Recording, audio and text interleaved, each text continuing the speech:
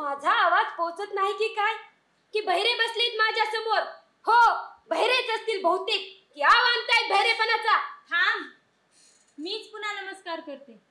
मग कळेल हा समाज बहिरा आहे की बहिरेपणाचा ढोंग करून होणाऱ्या अत्याचारांना मूक संमती देणार आहे. बघूया. हे सन्माननीय षंडांनो, नमस्कार.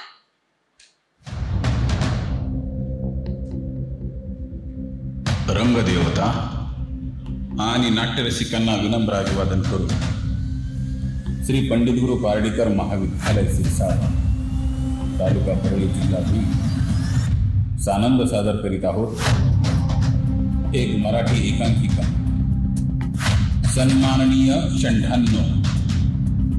लेखक फिरोज काझी, दिग्दर्शन प्रतीक्षा जाधव.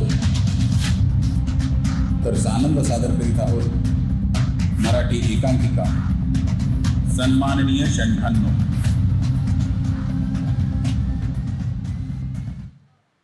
अरे देवा, आश्चर्य आहे नाही का?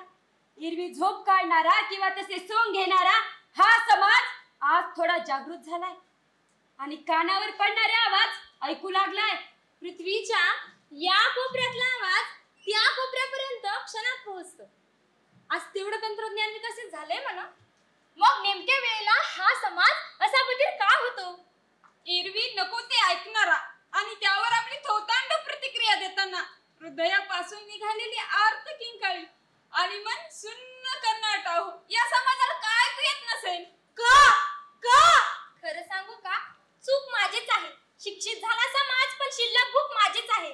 डांबून घेतलं मी स्वतःला काळ्या कुट्ट डोहात, या काळ्या भिन्न अंधारात, पुरुषी अहंकाराच्या गर्दीत आणि रूढी परंपरेच्या कधी न सुटणाऱ्या बंधनात.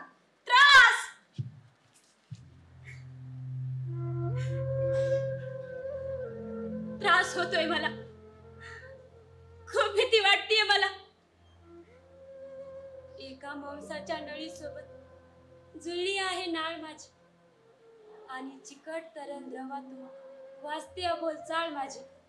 चहू बाजूने अंधार अविचारी पशुत्वाचा, याच पशुने खोडून काढला अधिकार मातेचा, मातृत्वाचा. पण अंधारातून प्रकाशात येण्याची आशा अजून संपलेली नाही. उंची वाजतातील पशु असल्याने पण माणुसकी अजून संपलेली नाही. कोण आहे मी? का बोलते तुमच्याशी? प्रकाशातील माणसे तुम्ही, पण मनात नुसता अंधार. माझी ही धडपड प्रकाशात येण्याची. गर्भात दिसतोय फक्त अंधार, फक्त अंधार.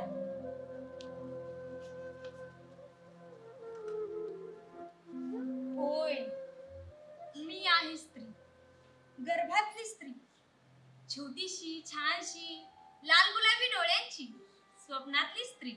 युवले डोळे, युवले नाक, युवलेले हात पाय, हट्टाने रडणारी, हसणारी, आईला सुकवणारी स्त्री. कुणी म्हणे चिऊ, बबली, कुणी छकुली, बागेतल्या कळ्यासारखी खुललेली स्त्री. माणसाचा गोळा नुसता एक अंश, आईने गर्भात 9 महिने वाढवलेली, जगवलेली स्त्री. होय, मी आहे स्त्री, गर्भातली स्त्री. अगदी खरं बोलते. खूप भीती वाटली. आईच्या गर्भात काळ्या कुट्ट अंधारात मी प्राणहीन, शक्तीहीन, आई वडिलाच्या मिलनाचा अपवित्र थेंब, मांसाचा इवलासा गोळा, एक नाळ आणि प्रेमळ द्रव. माझंही विश्व तेच होतं. खूप भीती वाटली आईच्या गर्भात. मानसिक गुलामीच्या बेड्या ठोकून स्त्रीत्वाला ठेचून काढणारी ही विकृत जमात माझ्या आधी जन्माला आलेली होती. 2 हत्तेच्या किंकाळीने डोळे विस्फारायचे माझे, बंधने नसली तरी काळे धडधडायचे माझे. गर्भात मुलगीच आहे हे कळल्यावर अनेक प्रश्न उभे राहायचे. खुलण्याआधीच खुलली जाते की काय, कायम असेच वाटायचे. खूप भीती वाटली आईच्या गर्भात. पण हळूच पोटावर एक हात घेतला आणि अचानक मनातलं काळूस शांत झालं. हवा हवासा वाटणारा तो स्पर्श मायेची ओप देणारा वाटला, वात्सल्याचा वाटला. तो स्पर्श होता आईचा, ममतेचा, मातृत्वाचा. जणू ती म्हणत होती, शांत हो बाळा, शांत हो. मी असताना कसली भीती, मी असताना कसली काळजी. आईच ती. 9 महिने आईने या मांसाच्या गोळ्याला खूप जपलं, खूप सांभाळलं. अनेक असह्य यातना सहन केल्या, मानसिक आधार दिला आणि या गोळ्याला आकार दिला. अहो, एवढंच कशाला, आपलं रक्त देऊन, मांसाने मडून प्राण हा फुंकला.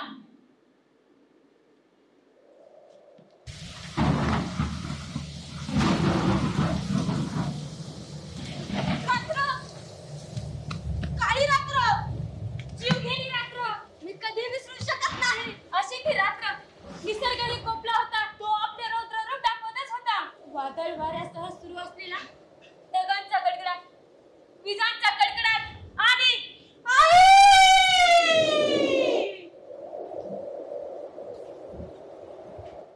आईची ती आर्त किंकाळी आकाशाची छाती फाडून पोचली त्या निर्मात्यापर्यंत.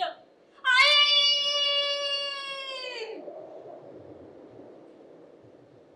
काय गंमत आहे नाही का? आईला सुद्धा आई होताना आईच आठवते, बाप नाही.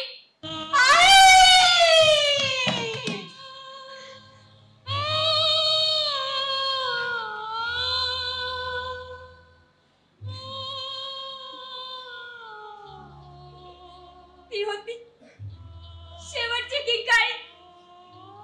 सारं काही शांत झालं, निसर्गही आणि आईही. आईची ती प्रसव वेदना मलाही सहन झाली नाही. मी जोरात रडले. माझा आवाज ऐकला आईने, माझ्यावर एक कटाक्ष, मग पुन्हा सारी शांत. निसर्गही आणि आईही. निसर्ग थोड्या वेळासाठी, पण आई मात्र कायमची शांत.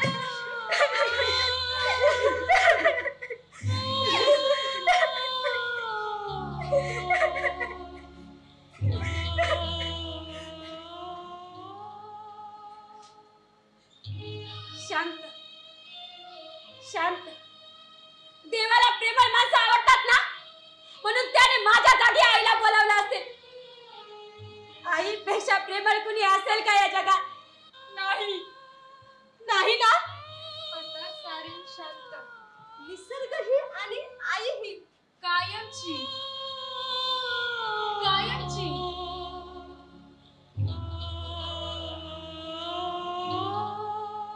माझ्या जन्माने एक वेगळीच वातावरण तयार झाले होते. माझं येणं कुणालाच आवडलं नव्हतं, पण का कुणास ठाऊक मुलीला लक्ष्मी म्हणणारा हा समाज इतका कसा दुखावला असेल. दिसताना सारे सोबत होते, पण मनात इतका दुरावा का? साऱ्यांचे चेहरे पडलेले, मनातलं दुःख लपवण्यासाठी हसणारे का? इतकी वाईट होते का मी? बरं दिसायलाही बरी होते, मग माझ्या जन्माने दुःख का, आक्रोश का? नुकतेच जन्मलेल्या बाळाच्या मनात अशा अनेक बालिश प्रश्न अळूतरीतच. शेजारच्या झाडाचा आधार घेत एखादी वेल वाढावी, तशी आई विनाई पोर वाढत होती. एरवी घरात चिऊ, पिंकी, छकुली, बाहुली आणि कधी कधी जड झालेली दरिद्री मुलगीही होती. वय वर्ष 5.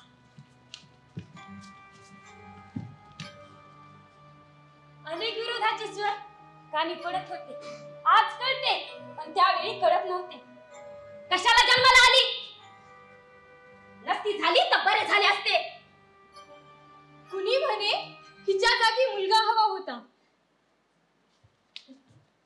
बरोबरच आहे, मुलगा नेहमी आपलाच असतो, मरेपर्यंत आपल्याला सांभाळतो, म्हातारपणाचा आधार असतो. शेवटी चितेला अग्नी देण्यासाठी वंशाचा दिवाच लागतो ना. पण तिचं काय? पण ती काय कामाची? पण ती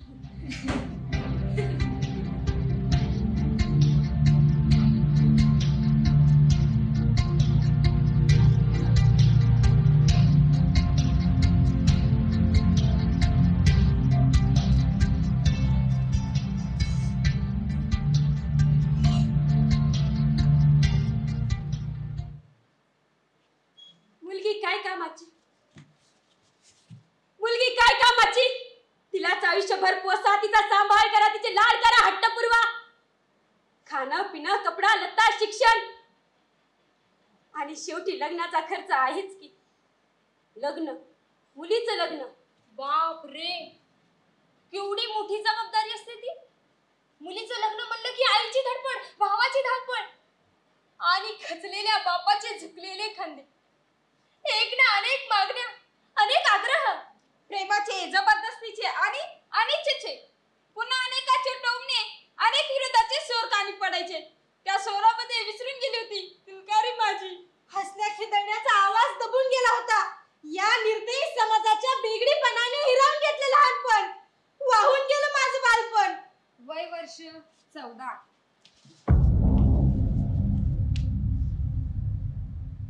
जशी मी मोठी होत होते तसे नवनवीन प्रश्न निर्माण होत होते.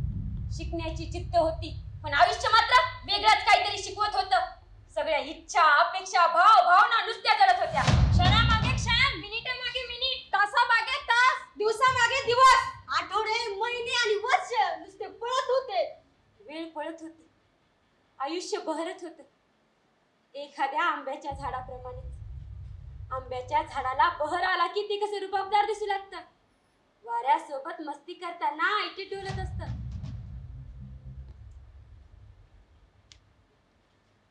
पण जेव्हा त्या झाडाला कैऱ्या लागतात ना, तेव्हा लोकांच्या नजरा आपोआपच तिकडे जातात. आंबट शोकण्याच्या तोंडाला कैऱ्या पण पाणी सुटतं. आणि मग सुरू होतो खरा संघर्ष.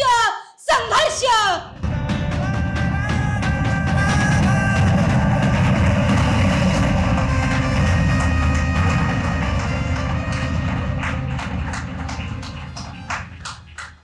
स्त्रीचं जीवन यापेक्षा काय वेगळं असतं हो. मी ही स्त्रीच ना, नुकतीच तारुण्यात पदार्पण केलेली स्त्री. फक्त मी आणि समोर एक आरसा. एका वेगळ्याच विश्वात होते मी. एकांतातला माझा सोबती आरसा. शरीर मानत होतं, भरत होतं, वेगवेगळ्या खुणाने खुणवत होतं. जे मला जाणवतं ते इतरांना जाणवणार. त्या आंब्याच्या झाडाप्रमाणेच लोकांच्या नजरेतून माझं यवन कसं लपून राहणार. उमललेली कळी पाहून भुंगे येणारच ना. भुंगा.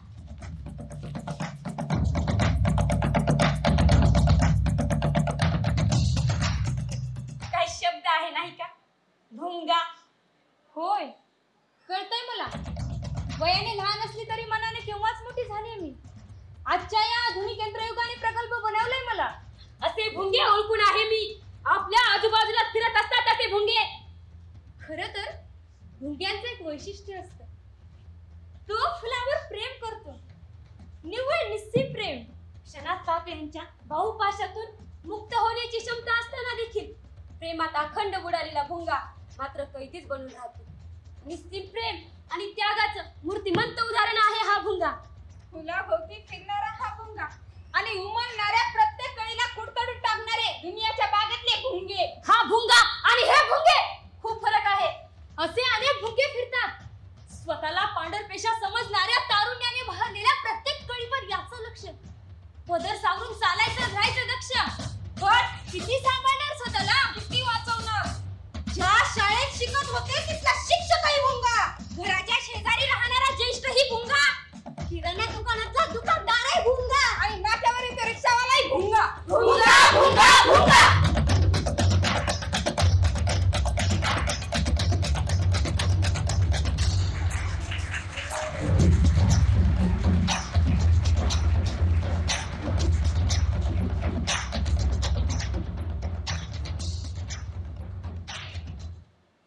भुंग्याची उपमा तरी कशी देऊ यांना. हे वसवसलेले भुकेलेले वासना किडे होते. स्त्रीच्या शरीराचा उपभोग घेऊन स्वतःची वासना शमविणारे किडे होते हे. कसं जगावं मुलीने या निर्दयी वासनांद हबाबलेल्या जगात. कसं जगावं मुलीने. होय, एक स्त्री, कुणालाही न कळलेली स्त्री, कुणालाही न समजलेली स्त्री. एक स्त्री बाबांची परी. एक स्त्री आईची लाडकी. बहीण माझ्या भावाची. पत्नी माझ्या पतीची. आणि आई असते स्त्री. मैत्रीण आणि सहकारी ही असते स्त्री. स्त्री खूप काही असते. प्रियकराच्या मिठीत अलगदपणे सामावणारी असते स्त्री. आणि तशी ब्रह्मांडातही सामावणार नाही अशी असते स्त्री.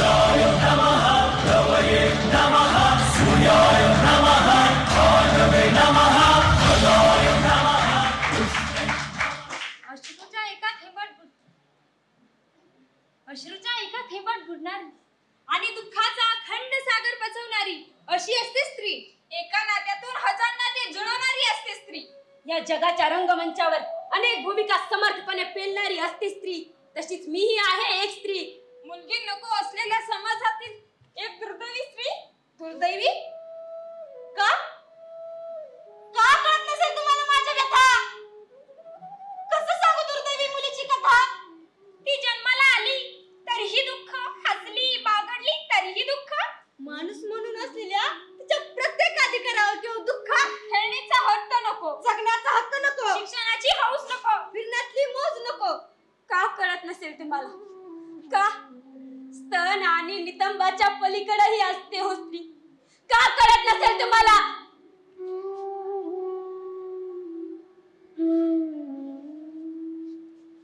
अरे माफ करा हा, मी विसरलेच होते की हा एक सभ्य समाज आहे, स्वयंघोषित सभ्य. चार चौघात असे जड शब्द वापरायचे नसतात. माफ करा हा. पण काय करणार? कसं सांगायचं या विषारी प्रवृत्तींना की शरीराच्या पलीकडे ही असते स्त्री. निर्मात्याची सुंदर कलाकृती असते स्त्री. तशीच मीही आहे एक स्त्री.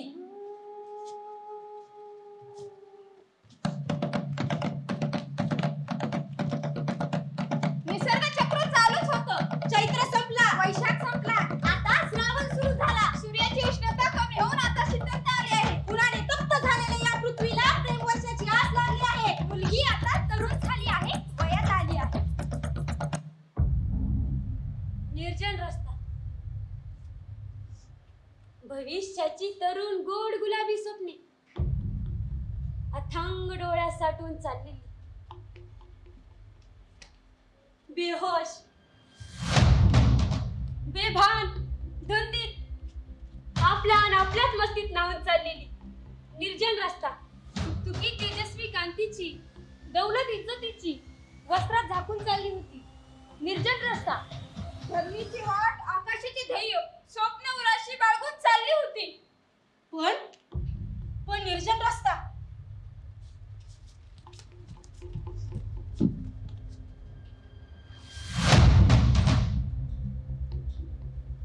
ती पुढे, मागे पावलांचा आवाज, थोडी दचकली, थोडी पिचकली. तिचा वेग वाढला, तसा श्वासही वाढला. जर पावले उचलत होती आणि स्वतःला सावरत होती.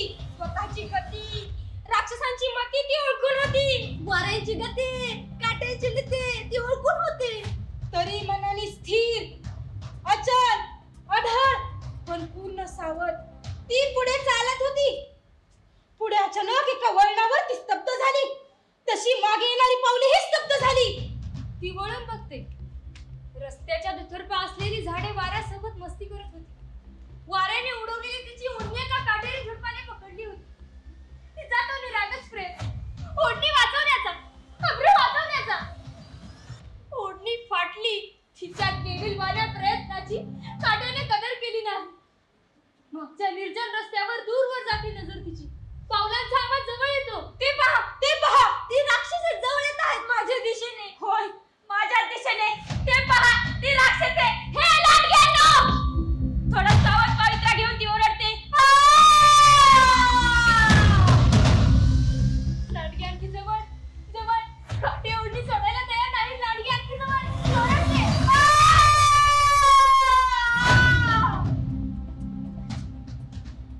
तिथून निसटण्याचा अयशस्वी प्रयत्न. चारही बाजूनी लाडके हपापलेले, भुकेलेले, वासना नजरेने तिला निहाळत होते. तिचा यवन पाहत होते, निरखत होते.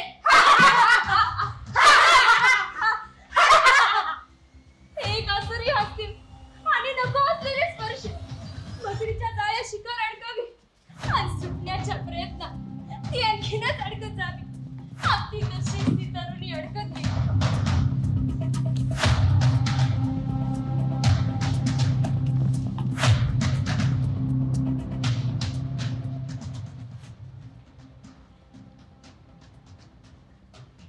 मंद वाहणाऱ्या वाऱ्याने केव्हाच उग्ररूप धारण केले होते. काटेरी झुडपात अडकलेली ओढणी जसजशी पाटत होती, लांडग्याची पकड तरुणीवर घट्ट होत होती. सोडा सोडा सोडा. सुरुवातीला प्रखर विरोध, मग नुसताच विरोध, मग नुसताच विरोध. थांबा सोडा, वाचवा, थांबा सोडा ना, वाचवा. मग विनंती, विनवणी, आरडाओरड, थांबा सोडा, जाऊ द्या, सोडा ना, सोडा. मग विनया याचना करत होती. एक करून तुझ्या अंगावरची वस्तीची साथ सोडून दिली. नाही, सोडा, नाही. सोडा, दादा, जाऊ द्या ना, थांबा. जाऊ द्या, थांबा. सोडा.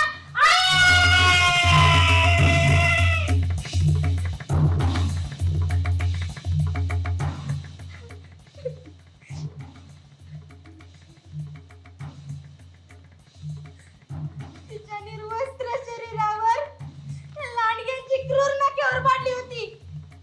ती रडत होती, ओरडत होती. शरीराची साथ सोडलेली वस्त्रे, दया, याचना करणाऱ्या त्या तरुणीला, त्या बेदरलेल्या हरणीला लांडग्यांनी निर्वस्त्र काटेरी झुडपात ओढली. काटेरी झुडपावरील ओढणी एकटीच फडफडत होती. इकडे लांडग्यांची नग्न वासना, तिचं रडणं, तडफडणं, अंगाला साच पडणं आणि सुरू होतं अगांड तांडव. हे लांडग्यांना सोडा, मला जाऊ द्या, मला वाचवा, वाचवा, थांबा. तुम्हाला तुमच्या आईची शपथ, बहिणीची शपथ, तुम्हाला तुमच्या मुलीची शपथ, जाऊ द्या, मला सोडा, वाचवा, थांबा.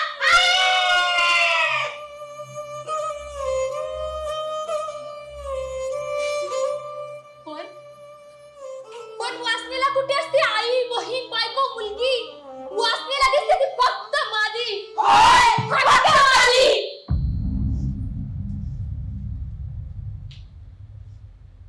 वासनेला रंग नसतो, रूप नसतं. वासनेला नसतं जाती धर्माची बंधने आणि नसतात कोणत्याही मर्यादा. पावित्र्याचं सोंग नाही, लहान मोठीचा आव नाही आणि बळच सभ्यतेचा धोतांड नसतो वासनेला. वासना फक्त वासना असते. दया, याचना, विनंत्या ऐकू येत नाही तिला. निव्वळ बहिरी असते वासना.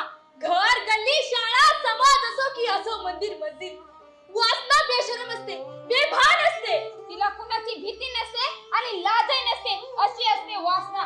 याच वासनेच्या वादळाने आज त्या तरुणीला घेरलं होतं. एकामागे एक आळीपाळीने ते लांडगे तिच्यावर तुटून पडत होते. त्यांच्या त्या केळीने ती थकली होती, अत्याचाराला बळी पडली होती. त्यांची वासना शमली आणि वादळही शांत झाले. रक्तबंबा त्या हरणीला चौघाने लुटले होते. ती निष्प्राण झुडपात एकटीच अब्रू गेली आणि खोमारीही गेली.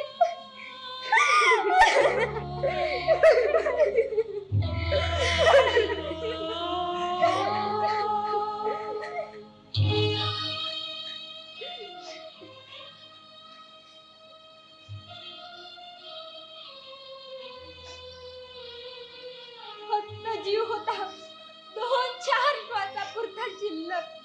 कंडली, इवळली, रडली आणि उठून पुन्हा चालू लागली. पुन्हा आपल्या दिशेने.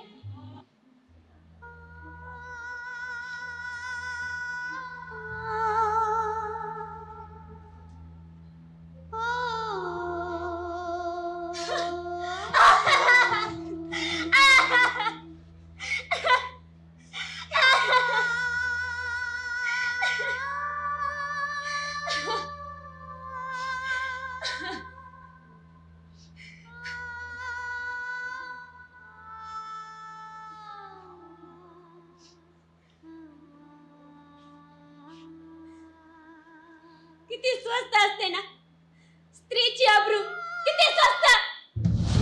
1 रुपयाची मेणबत्ती जाणे इतकी, मूक मोर्चा आणि मिरवणुकीचे सोंग घेणे इतकी, की वासनांदलांनी जहाज लुटणे इतकी. किती स्वस्त असते स्त्रीची अब्रू. बोला, अरे बोला ना, का धाकटी बसली आता? बोला, कशासाठी हवी असते स्त्री? फक्त भोगण्यासाठी?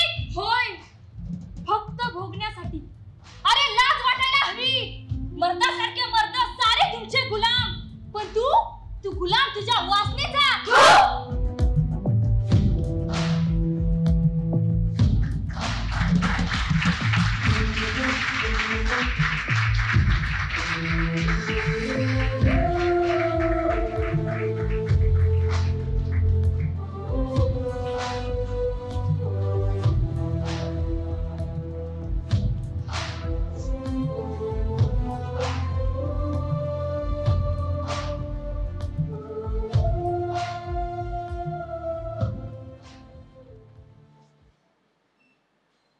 पोरगी वयात आली, स्थळ बघावं लागेल. घरात लगबग सुरू झाली, पाहुणे आले. मला ना हा मुलगी बघण्याचा कार्यक्रम अजिबात आवडत नव्हता. परीक्षाच असते, बाजार नुसता, जनावरांचा बाजार. अगं जनावर विकताना त्याला बाजारात म्हणतात ना, अगदी तसाच. चालून दाखव, बोलून दाखव, उठून दाखव, बसून दाखव, गाणं येतं का, स्वयंपाक येतो का, लिहिता येतं का, वाचता येतं का, मेहंदी शिवणकाम. नुसता प्रश्नांचा भडीमार. मुलाची आई, वडील, वहिनी आणि मुख्य म्हणजे मुलाची आत्या. हो ना, अशा कार्यात आत्याची एक महत्वपूर्ण भूमिका असते. सगळे पारंपरिक प्रश्न अगदी पाठ करून आल्यासारखी विचारते आत्या. त्या प्रश्नात मलाही एक प्रश्न पडला. कोणता ग? मुलाची आत्या एक स्त्रीच आहे ना, मग स्त्रीने स्त्रीची परीक्षा का घ्यावी, हा माझा भाबडा प्रश्न. पण खटके सगळ्याला म्हणून मी शांत. या सर्व गोंधळात माझी उलगाल सुरूच होते. दारात लपलेली माझी मैत्रीण, तिनं मला खुणावलं आणि सर्वांचं लक्ष चुकवत मी मुलाकडे बघितलं. तो शिक्षित आणि समजदार वाटला मला. गालातल्या गालात हसला आणि मुलगी पसंत आहे म्हणाला. माझ्या गालावरची लाली वाढत होती, लाजीने मी मला खाली घातली होती. पण माझा आनंद फार वेळ टिकला नाही. कुणीतरी ज्येष्ठाने खडा टाकला. 10 लाख हुंडा. हुंडा हुंडा शब्द कानावर आला आणि तळपायच्या मस्तकात गेली. माझ्यातलं सह्या म्हणे लाज शरम सोडून मरादावलानेच हिम्मत केली. ओरडून बोलले त्यांना, काय कमी आहे माझ्यात, कशाला हवा हुंडा. रूढी परंपरेच्या लिखित पण घुळकून घुळकून गुळगुळीत झालेल्या संहितेतील वाक्य. एक जण रुबाबात बोलला,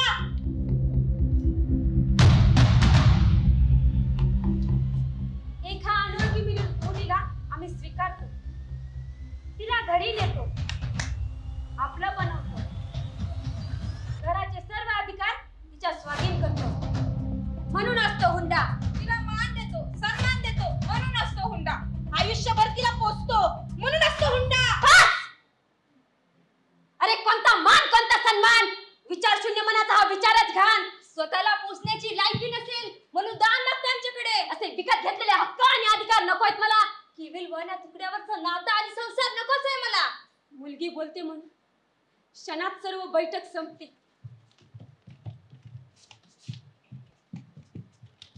पाहुण्यांच्या वर्दळीने गजबजलेल्या घरात आता शांतता. भयानक, बेसूर, स्मशान शांतता. का तर पारंपरिक बेड्या झुगारून, सामाजिक आणि नैतिक बंधने तोडून मुलगी बोलली म्हणून. कुटुंबातील अघोषित सत्ता काबीज करणारा स्वयंघोषित कोरडून शाळेत छेद दिला म्हणून बोलू नये. का बोलू नये? सहनशीलतेचा अंत झालाय, दांभिकतेने कळस गाठलाय. मग का बोलू नये? खरं तर आधीच बोलायला हवंच.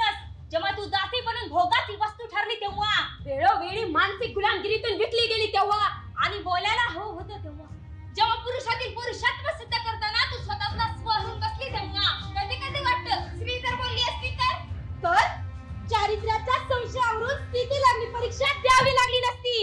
जुगारात ठरलेल्या उन्मत्त पुरुषाच्या सगळ्या द्रौपदीचं वस्त्रारण झालं नसतं. आणि केवळ नवरा मेला म्हणून आपलं आयुष्य संपून स्त्रियांना सती जावं लागलं नसतं. स्त्री बोलली असती तर.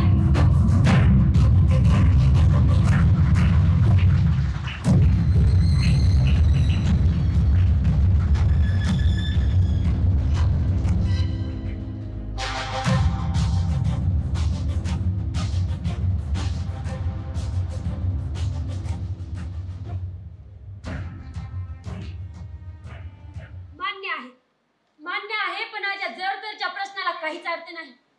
मी आजची स्त्री आहे, अनेक प्रश्नांचं काहूर आहे मनात, पण हे प्रश्न केवळ माझे नाहीत. हे प्रश्न आहेत परंपरेने लादलेल्या बंधनात चाचपडत असलेल्या मनाचे, इतरांसाठी आपले स्वप्ने मारून खितपत पडलेल्या भावनांचे. आई, बहीण, बायको, मुलगी अशा स्त्रीच्या विविध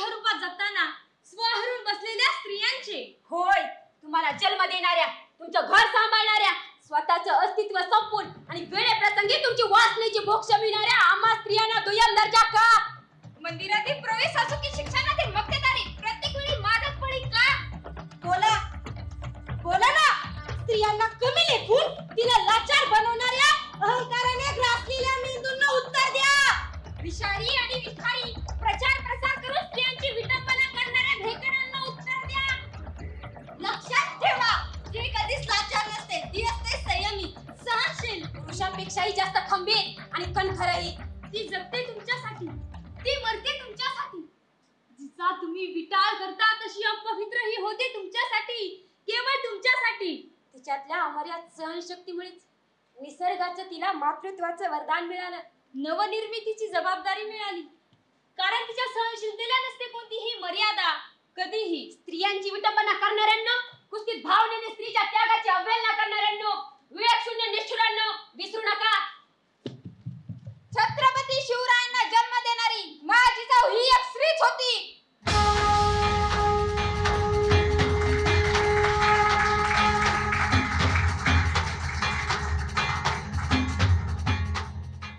तान्हुल्या बाळाला पाठीशी बांधून शत्रूला सामोरे जाणारी झाशीची राणी देखील एक स्त्री होती.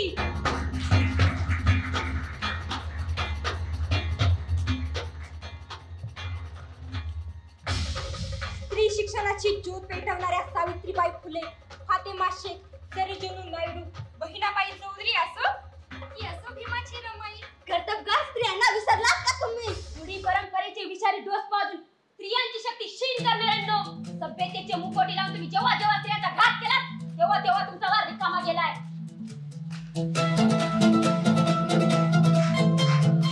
स्वातंत्र्यानंतर स्त्रियांच्या कर्तृत्वाला पंख फुटले नवीन. स्वतंत्र भारताच्या पंतप्रधान स्वर्गीय इंदिरा गांधी असो की सर्वात मोठ्या लोकशाही देशाच्या राष्ट्रपती प्रतिभाताई पाटील असो की द्रौपदी मुर्मू, या महिलांना सर्वोच्च गौरवशाली पद खुशविले आणि आपले कर्तृत्व सिद्ध केले. पी.व्ही. सिंधू, सायना नेहवाल, सानिया मिर्झा, किरण बेदी, लता मंगेशकर, सलमा आगा, नूरजहां, मधुबाला, मीना कुमारी, दुर्गा फटे आणि माधुरी, जुही, ऐश्वर्या, सुष्मिता या सर्वच महिलांनी आपापल्या क्षेत्रात अति उच्च कामगिरी केली. कल्पना चावला, सुनीता विलियम्स सारखे पाय छेडे लावले आणि देशाचा गौरव वाढविले.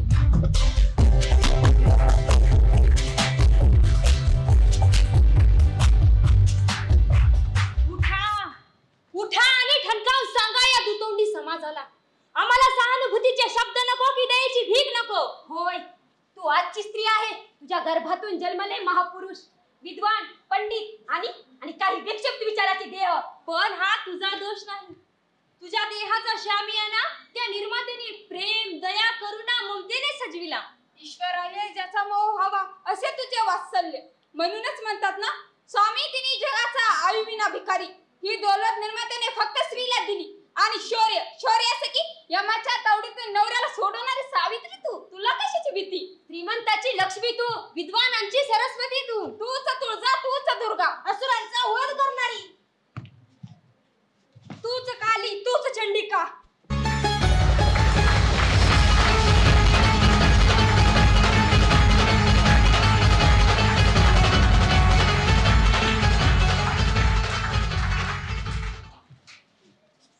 मुक्त परंपरेच्या बेडीतून फेकून रूढी प्रथांचं काटेरी मुकुट, चूल आणि मुलाच्या चौकटी बाहेर येऊन घे एक श्वास स्वतःसाठी.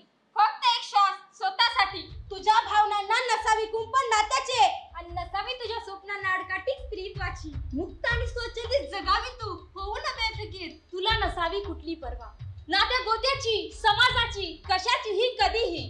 घे एक श्वास, मोकळे हवेत, स्वतःसाठी, स्वतःच्या अस्तित्वासाठी. तुझ्याकडे आहे फक्त एक स्व. स्व स्वाभिमानाचा, स्व स्वाभिमानाचा, स्व स्वतःचा. कारण निसर्गालाही माहित आहे षंडांची दुनिया आहे.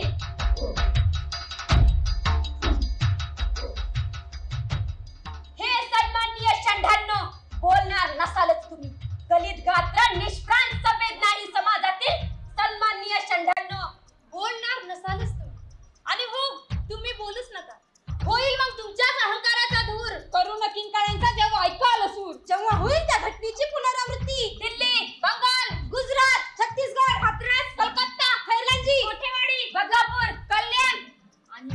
चिठ्ठीवरील कलम मणिपूर. त्या भावना, त्या वेदना, त्या संवेदना, त्या निष्प्राण करणाऱ्या यातना तुम्हाला नाही कळणार. पण लक्षात ठेवा, शांत राहणं असतं भयानक. कधी कधी आपल्या चांगलं येतं. ही फक्त एक नांदी आहे एका विभत्स